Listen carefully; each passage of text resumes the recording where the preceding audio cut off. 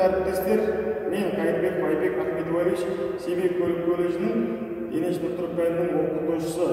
Бүгінгі видео сабақтың тақырыбы волейбол ойынның допты ойынға қосу әдіс тәсілдерін үйрету. Қазір мына жерде допты қосудың 4 әдісі бар.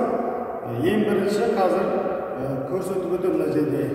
Ең бірінші аяқты қоямыз, тізені кішкене сәл бүгеміз и денені кішкене алдыға қарай еңкейтеміз. Ең бірінші допты төменнен қосу.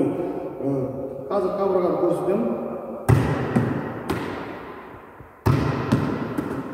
Енді екінші әдісі бізде жоғарыдан беру, допты сәл 15-20 сантиметрге көтеріп лақтырамыз. Қол түзу болу керек.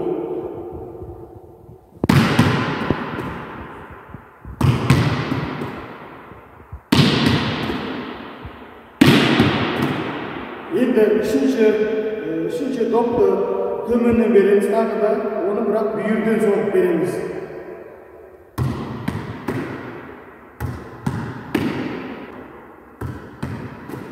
Төртінші әдіс бойынша, төртінші әдіс допты жәнегідей жоғары лақтырамыз, жоғары лақтырып 15-20 сантиметрге.